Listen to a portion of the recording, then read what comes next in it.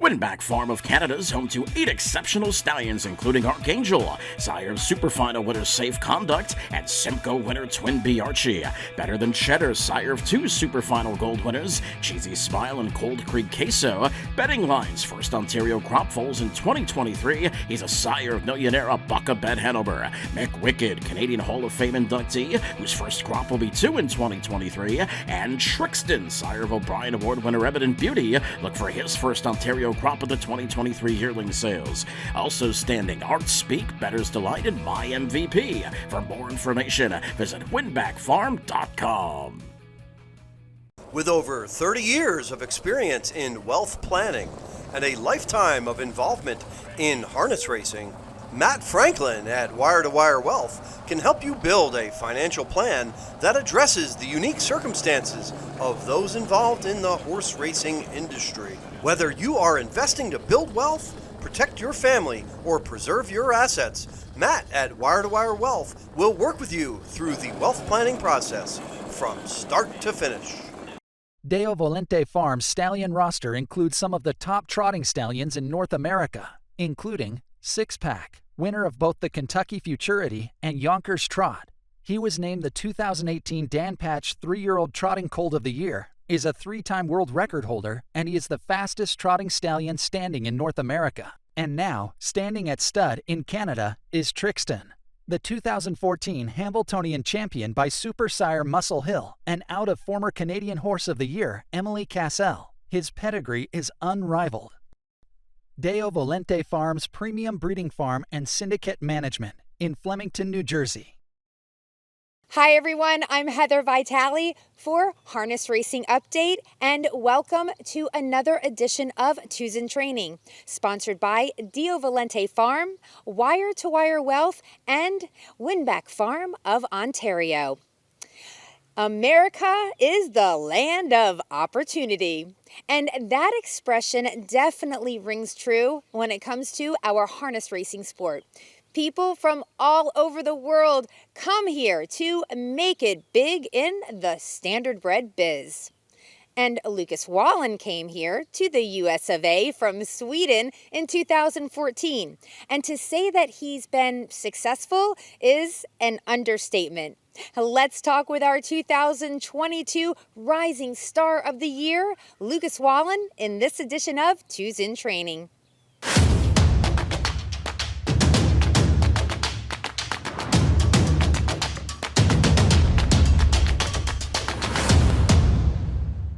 Lucas, let's kick this interview off with finding out about your journey. So you're from Sweden, I know that. Did you grow up in harness racing? Not really, actually. My grandfather and uncle had always standardbreds, but when I was young, when I was 5, 6, it was all soccer and ice hockey and all kind of that. And I started when I was 9, 10 years old with small ponies, and I started to hang out in my uncle's barn. So from around 9, 10 till now.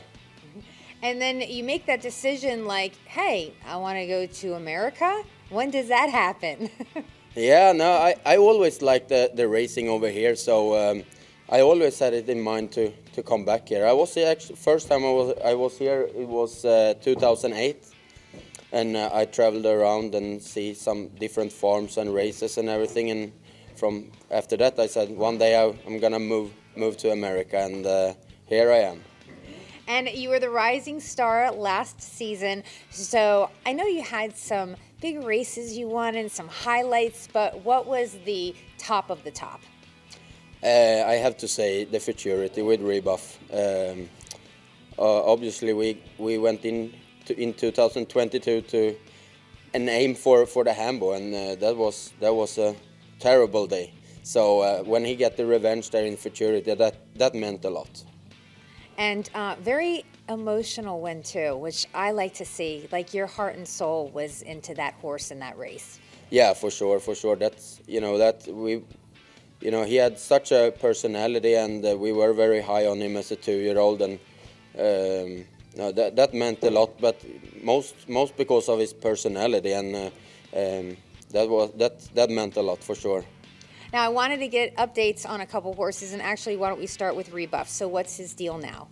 He's standing in Indiana. He's stallion over there, and he's full booked, and we can't wait till train his babies. Yeah, I know. That's going to be fun, right? That's awesome. What's your feelings about him and what he'll give his babies as a sire? Of course, I'm a little parties, but I really believe in him that he's going to be a good stallion. You know, he was a very fast with a lot of speed. You know, he went 26 last quarter 4 or 5 times as a 2-year-old, and he had a very good speed and personality, like I said, and good attitude. He really wanted to win, you know, and good confirmation. Normally the muscle heels can be a little bit crooked and stuff like that, but he was very correct, and I have high hopes for him. How about Manon? She's a broodmare. She's in foal, or gonna get in foal with chapter 7. So that's exciting. She was a very fast filly too, with good attitude, and she's very nice. And pour me a double.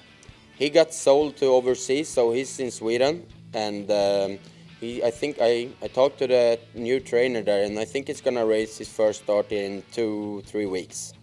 Okay, now how many horses do you have overall? And most of them are 2 and 3, so let's get the numbers there. And then I know you have one more that we're going to talk about, but let's get some numbers first. Yeah, so we have a total of 34, and it's 26 2-year-olds and 7 3-year-olds and 1 4-year-old.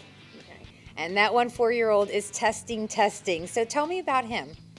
Yeah, he showed a lot of talent as a 2-year-old. You know, he did some very good races for George the Charm, and then his 3-year-old season was not what everyone was hoping for, and he got sold in late last year, and I got a chance to train him, and you know, we only had him for 2 weeks or so before we raced him, and he raced okay, but not very good. So.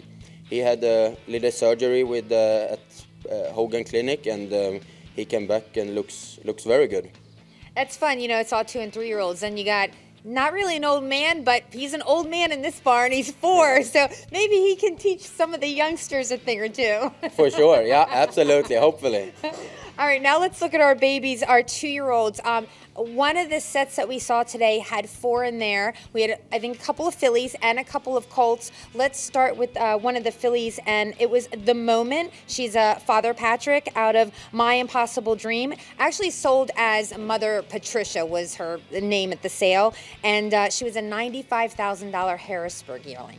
Yeah, so she got bought, and it's Marvin Katz and Al Liebfeld that owns her, and so it's very nice, and thankful to people like them, you know, give me a chance to train babies, and she has a lot of attitude. She's very mean in the barn, but very nice on the track. So she has showed a lot of speed. So I like her.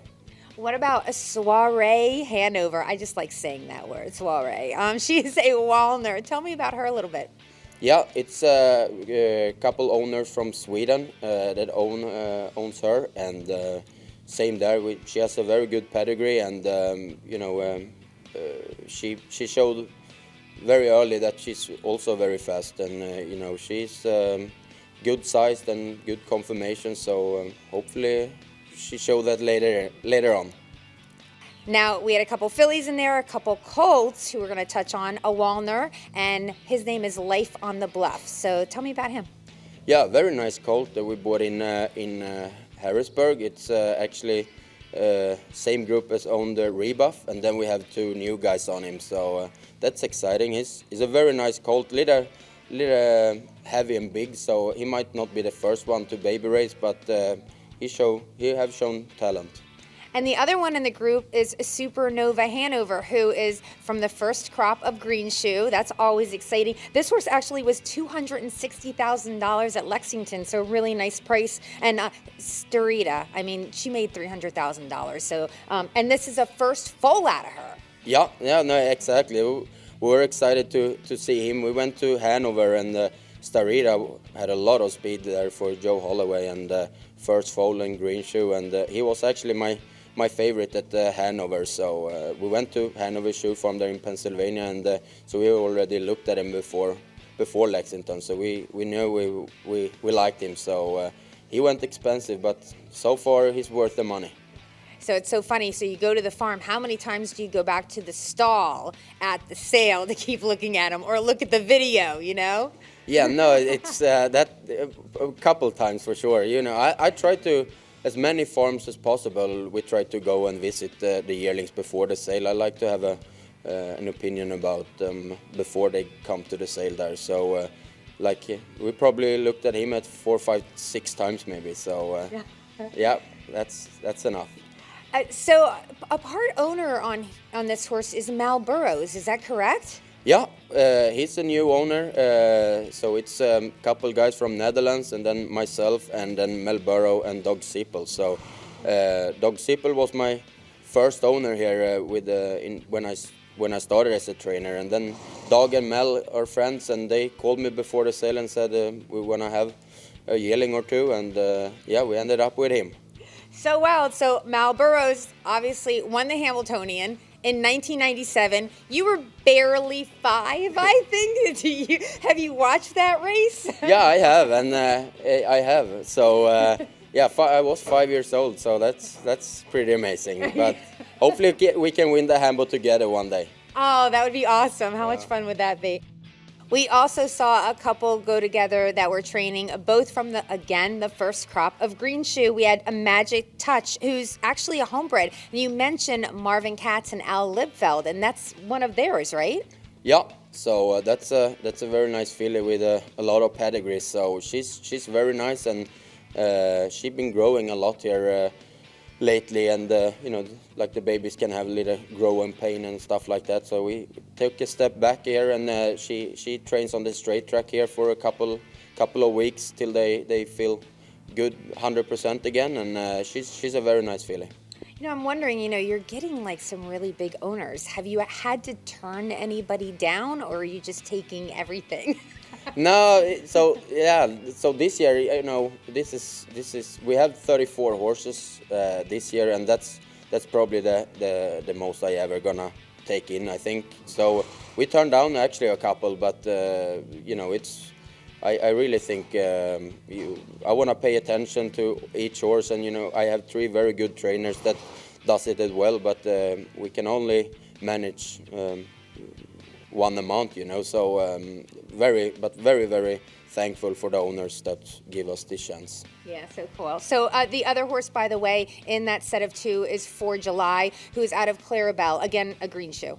Yeah, and I drove his brother a couple times, Quattro de Julio. Mm-hmm. So he's a very, very talented colt, and same there. He last couple of weeks he really started to grow and filled out. So we took a step back here with him as well, and he trains on the straight track here for a couple of times, and he have showed a lot of talent.